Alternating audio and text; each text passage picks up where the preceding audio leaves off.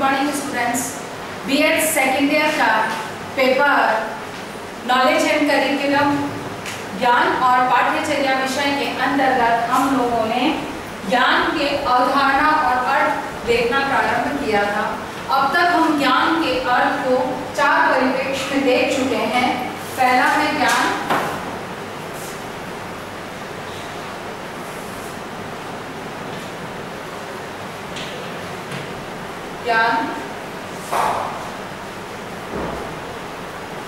सत्य से अलग नहीं है,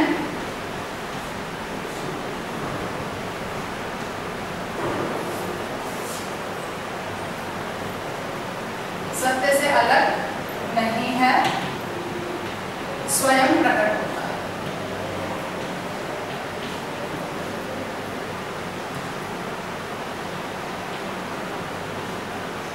ठीक है। दूसरा है ज्ञान सूक्ष्म है या स्थूल। ज्ञान सूक्ष्म है या स्थूल।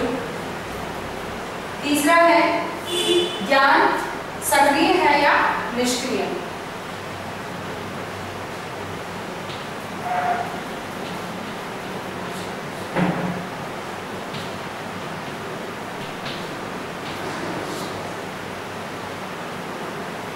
और ज्ञान प्रत्यक्ष व परोक्ष।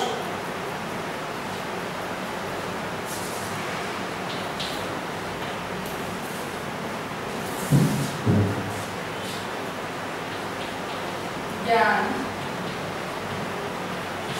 प्रत्यक्ष या परोक्ष। इन चीजों को, इन 4 बिंदुओं के आधार पर हम ज्ञान को समझ चुके थे कि ज्ञान सत्य से अलग नहीं है, स्वयं प्रकट होता है। यानी कि जो सत्य है वो स्वयं प्रकट होगा, अर्थात कि ज्ञान जो है वो सत्य है, वही ज्ञान। दूसरी बात है ज्ञान सूक्ष्म है या स्थूल है। सूक्ष्म कब है और स्थूल कब? जब मन में या मस्तिष्क में है तब यह सूक्ष्म है, और जब पुस्तक में लिखा है वह है स्थूल है। ज्ञान सक्रिय है या निष्क्रिय? अगर जब यह उपयोग में आ रहा है तब यह सक्रिय है, जब उपयोग में नहीं आ रहा है तब यह निष्क्रिय है। ज्ञान प्रत्यक्ष है या परोक्ष? ज्ञान प्रत्यक्ष जब ज्ञानेंद्रियों के द्वारा अर्जित किया जाता है वह ज्ञान प्रत्यक्ष है, और परोक्ष यानी कि किसी अन्य के द्वारा सुना हुआ लिखा हुआ जिसको हम अर्जित करते हैं वह ज्ञान परोक्ष ज्ञान कहलाता। आज हम देखेंगे इसका 5वां पक्ष, जिसके आधार पर ज्ञान को समझा जा सकता है, वह है ज्ञान परिवर्तनशील है या अपरिवर्तनशील। ज्ञान का स्वरूप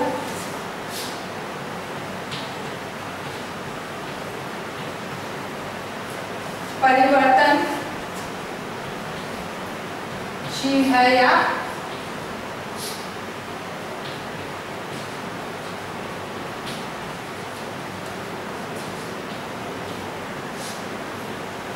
ज्ञान का स्वरूप परिवर्तनशील है या अपरिवर्तनशील है। यानी कि ज्ञान क्या परिवर्तित होता है या नहीं होता है। तो यहाँ पर हम सबसे पहली चीज अपरिवर्तित देखेंगे।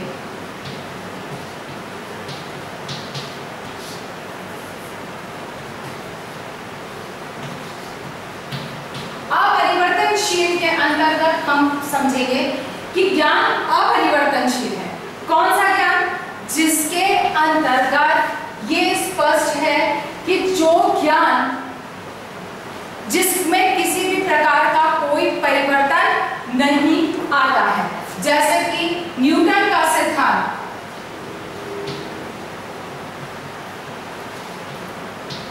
गुरुत्वाकर्षण,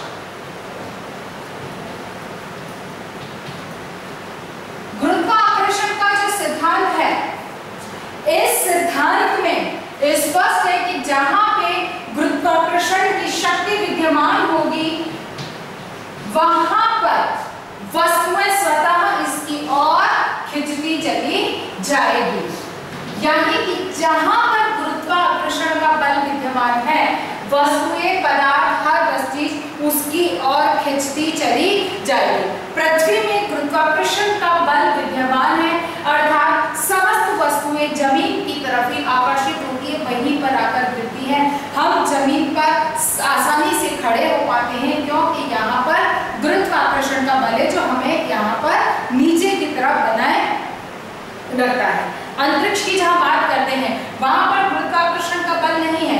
आप लोगों ने अंतरिक्ष यात्रियों के बहुत सारे चित्र देखे होंगे, उनके वीडियोस देखे होंगे जो हवा में तैरते हुए दिखाई देते हैं और अंतरिक्ष में जाने के लिए उन्हें बहुत भारी भरकम किट को पहनना होता है। क्यों? क्योंकि वह उनके वजन को बढ़ा देता है। क्योंकि यहाँ जितना हमारा वजन है उसका 4 गुना वजन, यानी कि ये कहा जाए कि जितना वजन हम हमारा यहाँ पर मानते हैं कि ये सामान्य, जैसे 60 किलो आपका वजन है तो कुछ ठीक है, लेकिन वहाँ पर उसका 4 किलो वजन भी, 4 गुना ज्यादा वजन भी नियंत्रित यानी कि आपको स्थिर नहीं रख सकता है। इसीलिए वहां पर क्यों? क्योंकि वहां पर गुरुत्वाकर्षण का बल विद्यमान नहीं है, गुरुत्वाकर्षण की शक्ति, यानी कि इस सिद्धांत में कोई परिवर्तन नहीं होता है यहाँ पर क्योंकि ये जो शाश्वत सत्य है उसमें किसी भी प्रकार का परिवर्तन नहीं होता है। दूसरी चीज जो इसमें आती है परिवर्तनशील। परिवर्तनशील क्या है इसको समझना है।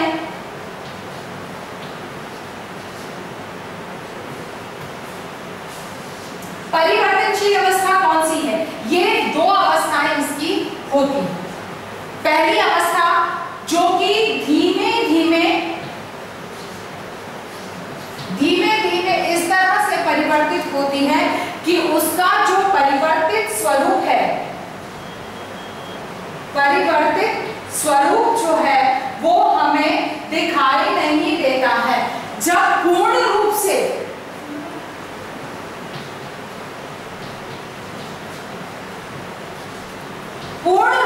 जब परिवर्तित हो जाता है तब वह दिखाई देता है।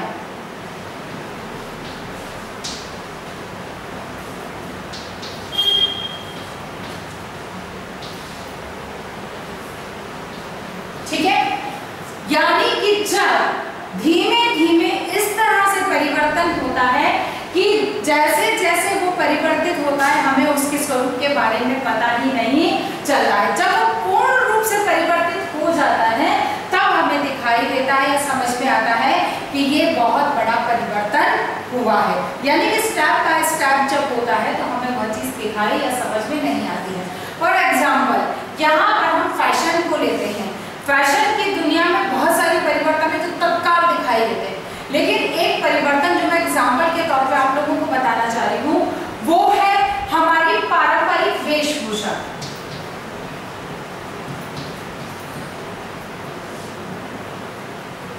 पारंपरिक वेशभूषा, हमारी पारंपरिक वेशभूषा क्या थी? साड़ी, लहंगा,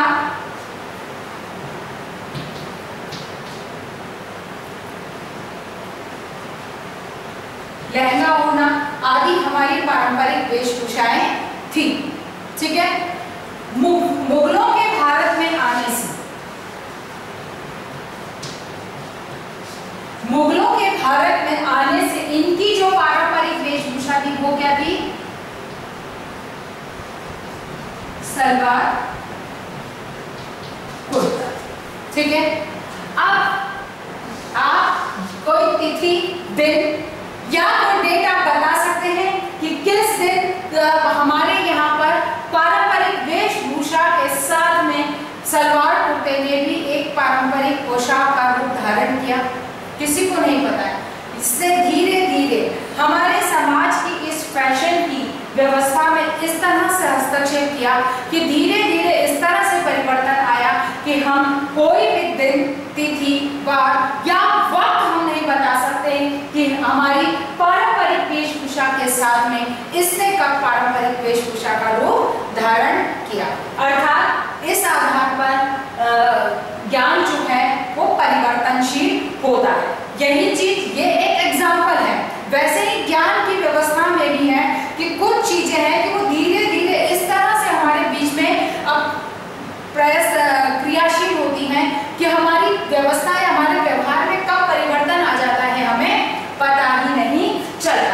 दूसरी बात इसके अंतर्गत आती है वो है अचानक दिखाई देता है, तत्काल जो परिवर्तन होता है वो हमें दिखाई देता है। अब वो कैसे? जैसे इसमें यहां आप एक एग्जांपल ले सकते हैं, सूर्य ग्रहण, चंद्र ग्रहण। सूर्य ग्रहण और चंद्र ग्रहण को एक वक्त था तब जब इसे दैवीय प्रकोप या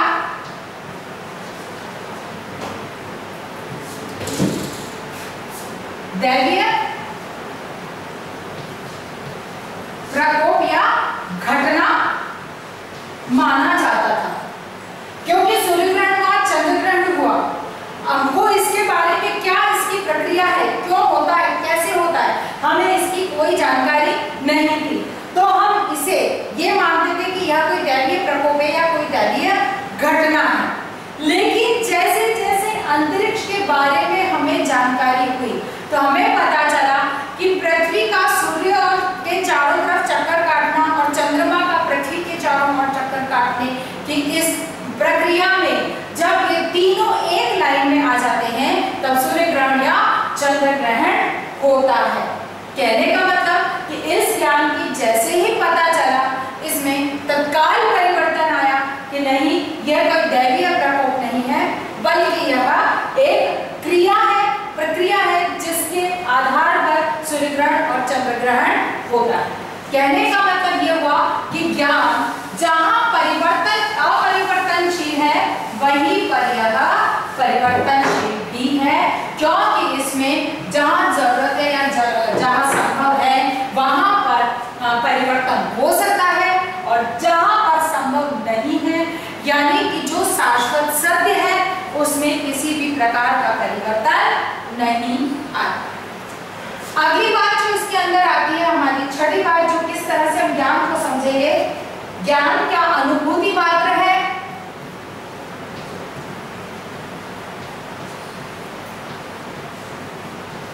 ज्ञान क्या अनुभूति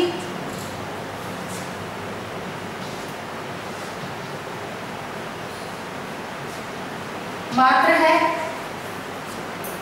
ज्ञान क्या केवल अनुभव किया जा सकता है? इसको समझने के लिए हम एग्जांपल लेंगे बॉल का, कि जब बालक प्रथम बार गेंद को देखता है, बॉल को देखता है, अब ये चीज क्या है? गोल है। ये गेंद है, ये गोल है। अब इसी के जैसे गोल दिखने वाली, उसको एप्पल भी गोल नजर आएगी, उसको अमरूद भी गोल नजर आएगा, उसको संतरा भी गोल नजर आएगा, जितनी भी चीजें हैं, इवन यहाँ तक कि आलू और प्याज तक उसे गोल नजर आएंगे। अर्थात उसके लिए ये सारी चीजें गेंद की कैटेगरी में, बॉल की कैटेगरी में आती है। लेकिन इसको केवल एक बार बालक ने देखा, समझा, लेकिन जैसे जैसे इसका उपयोग किया मतलब उसको छुआ, छूने से जो अनुभूति हुई उसके आधार पर उसने इसमें, गेंद में और इनमें अंतर को समझने का प्रयास किया। बॉल को छुआ तो एकदम सॉफ्ट थी, वैसे ही ये जो एप्पल थी तो एप्पल की चिकनी और सॉफ्ट थी, लेकिन ये बहुत ज्यादा सॉफ्ट थी और ये हार्ड थी। यानी कि बच्चे ने इसमें अंतर समझा कि ये दोनों अलग हैं, ये एक नहीं है। यानी कि जो इसके दिमाग में ये एक ही चीजें थी, ये भ्रम यहाँ पर टूटा। फिर इसने इसके आकार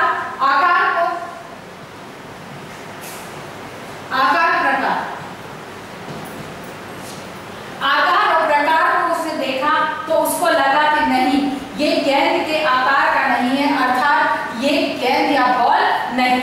तो यहाँ पर इसको ये अनुभूति छूटी या यहाँ पर ये ज्ञान में परिवर्तन हुआ कि नहीं, ये बॉल नहीं है। यानी कि वो धीरे धीरे स्वयं की ज्ञानेंद्रियों के माध्यम से छूकर, देखकर, अनुभव करके और समझने का प्रयास कर रहा था। फिर बाद में इससे रंग और रूप की बात आती है।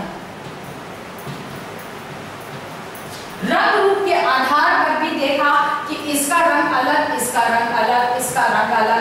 जैसे ये लाल है तो एप्पल भी लाल, ये चीज समानता थी। ये सॉफ्ट है तो ये भी सॉफ्ट है, ये चिकना है तो ये भी चिकना है। ये अगर हम संतरा या अमरूद की बात करते हैं, संतरा, ठीक है ना, तो ये भी करीब कुछ कुछ ऐसे, लेकिन एप्पल और इसमें बहुत ज्यादा सिमिलरिटी है। अब यहाँ पर आप कह सकते हैं, वैसे प्रश्न कर सकते हैं कि मैडम आप केवल एक सॉफ्ट बॉल का एग्जांपल दे रहे हैं, लेकिन यहाँ पर हार्ड बॉल का भी एग्जांपल दिया जा सकता है। अब जैसे चाहे हार्ड है चाहे सॉफ्ट है, अब उसने उसका उपयोग किया, उपयोग करने में क्या क्या किया, उसने उसको छूकर देखा तो उसमें भिन्नता नजर आई, उनके आकार प्रकार को देखा तो इनमें भिन्नता, दोनों में भिन्नता नजर आई, फिर उसके रंग रूप को देखा तो इसमें अंतर आया। अब बात आई उपयोग की, यानी कि उसने खेला, खेल कर देखा, ठीक है ना।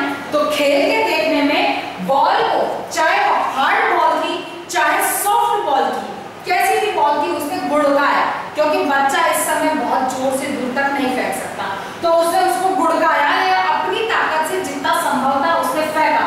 फेंकने में क्या हुआ कि ये बॉल तो दूर तक गुड़क कर गई, जैसे कि इसने फेंका तो ये बॉल ढेर यहाँ तक गुड़क कर गई, लेकिन एप्पल, अमरूद, संतरा, आलू, जो भी उसने प्याज वगैरह जो कुछ भी गोल आकृति की वस्तु ली, वो गुड़क कर ज्यादा दूर तक नहीं गई, या तो वहीं पर रुक गई या थोड़ा सा दूर जाकर रुक गई। अर्थात अब उसको समझ में आया कि नहीं, इनमें अंतर है। फिर अगला जो इसमें आया, इसके बाद था खाया, खाकर देखा,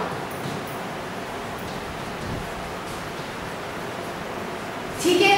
अब इसको खाकर देखा, इनमें उसने दांत आसानी से गड़ा लिए। इन चाहे आलू था, एप्पल था, संतरा था, अमरूद था, आलू था, प्याज था, जो भी था, गोल जो भी फल था, उसने उसको मुंह लगाया, दांत लगाया और उसने आसानी से उसको चबा लिया।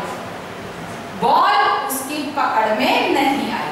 हार्ड बॉल में उसने जैसे ही मुंह में डालने लगा, उसके दांत को चोट लगी, वो समझ गया कि ये चीज वो नहीं है, फिर मतलब उसको खाया नहीं जा सकता है। फिर उसने सॉफ्ट बॉल को, तो उसके अंदर दांत गड़ गया होगा, लेकिन वो स्वाद उसको नहीं आया जो स्वाद उसको यहाँ से प्राप्त हुआ। तो यानी कि ये अनुभूति के साथ में अनुभव है, जिसके आधार पर बालक सही तथ्य को जान पाता है। इसीलिए ज्ञान अनुभूति मात्र नहीं है, ये अनुभव पर आधारित भी होता है, क्योंकि केवल अनुभूति में तो गोल, प्रत्येक चीज गोल बॉल हो सकती है या केंद्र हो सकती है, लेकिन उसका अनुभव जो उसको मिला, उनको उपयोग करने के बाद में तब उसे पता चला कि नहीं, ये बॉल है और ये खाद्य सामग्री है। अगली जो है, ओके, इसके बाद हम परिभाषाओं के आधार पर ज्ञान को समझने का प्रयास करेंगे कि ज्ञान किसे कहेंगे।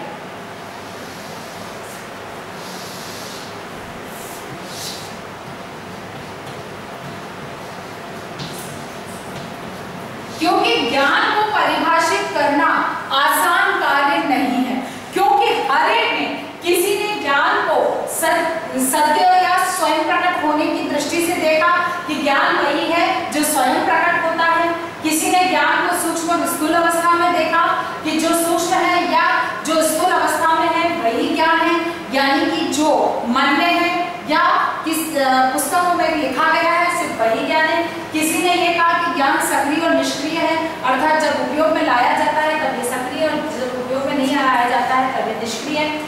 किसी ने कहा कि ज्ञान प्रत्यक्ष और परोक्ष है, कि जो स्वयं ज्ञानेंद्रियों के द्वारा प्राप्त किया जाता है वही ज्ञान है। किसी ने कहा कि परोक्ष है, यानी कि वह किसी अन्य के द्वारा सुना समझाया जाता है वही ज्ञान है। यहाँ पर आया कि ज्ञान परिवर्तनशील है या अपरिवर्तनशील है। किसी ने कहा कि ज्ञान एक रूप में यथावत स्थिर नहीं रहता है, वह परिवर्तनशील है। किसी ने कहा कि कुछ अवस्था में आकर ज्ञान अपरिवर्तनशील है। किसी ने कहा कि ज्ञान केवल अनुभूति मात्र है, तो किसी ने कहा कि नहीं, यह प्रत्यक्ष परोक्ष सूक्ष्म अवस्था में विद्यमान होता है। अब प्रश्न उठता है कि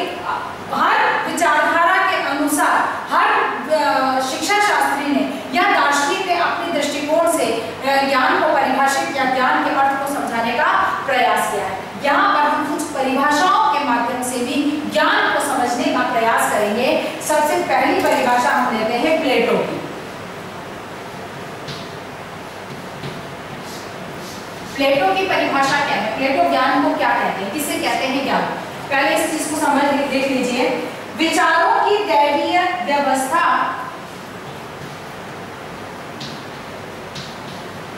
विचारों की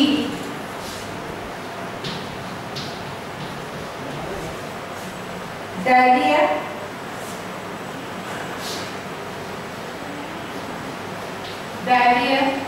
व्यवस्था और आत्मा परमात्मा आत्मा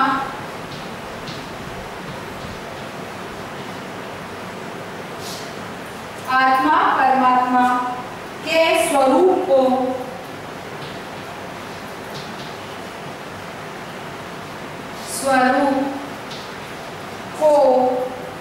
जानना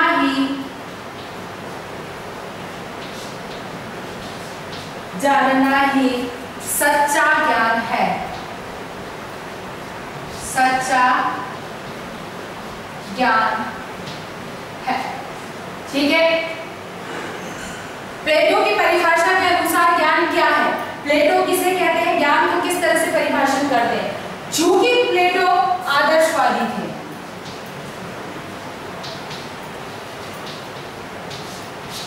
एक दार्शनिक के दृष्टिकोण से प्लेटो आदर्शवादी विचारधारा के दार्शनिक थे। अर्थात तो निश्चित है कि उन्होंने ज्ञान को आदर्शवादी परिप्रेक्ष्य में ही देखा होगा। आदर्शवाद का क्या कहना है? जीवन का अंतिम लक्ष्य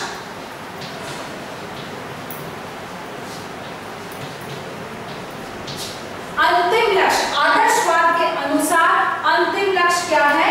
मोक्ष की प्राप्ति।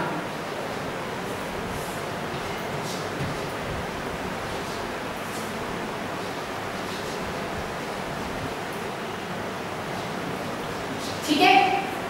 आदर्शवादी विचारक है। आदर्शवाद का कहना क्या है कि जीवन का अंतिम लक्ष्य क्या है? मोक्ष की प्राप्ति। मोक्ष प्राप्त करने के लिए क्या?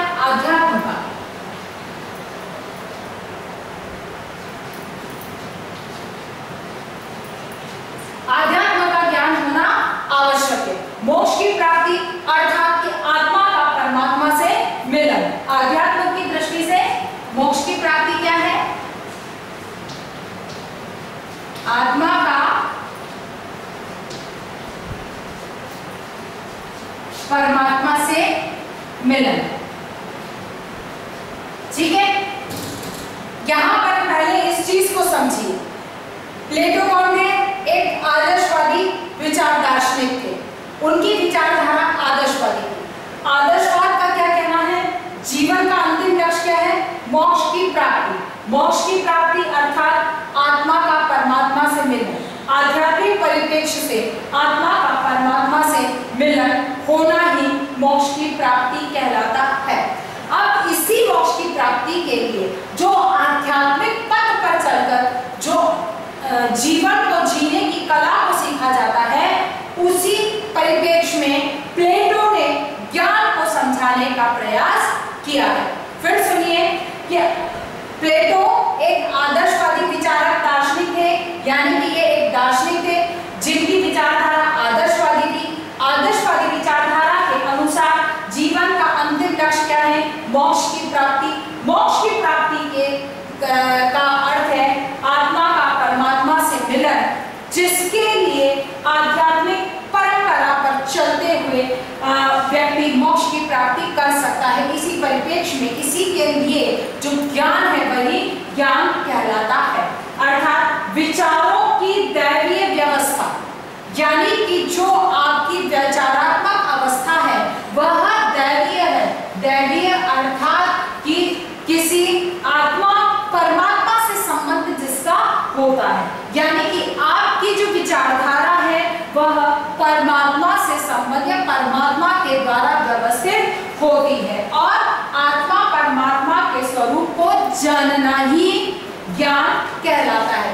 अर्थात कि आत्मा और परमात्मा क्या है, आत्मा कैसी है, कैसी दिखती, क्या उसका रूप, रंग, उसका आकार, उसकी प्रकृति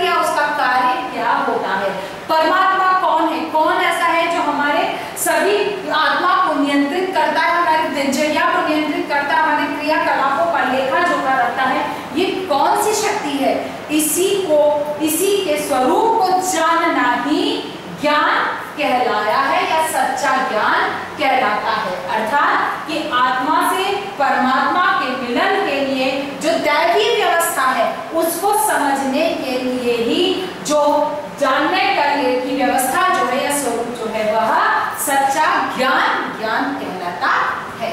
आज की बात हम यहीं तक रखेंगे। कल हम और जॉन डेवी और वैलस्ट्रेड की परिभाषा से अपने बात को आगे कंटिन्यू करेंगे। इसी आज के इस टॉपिक के आधार पर आपको एक क्वेश्चन करना है कि ज्ञान के अर्थ को स्पष्ट करते हुए एक परिभाषा दीजिए। क्वेश्चन है आपका होमवर्क का, ज्ञान के अर्थ को स्पष्ट करते हुए एक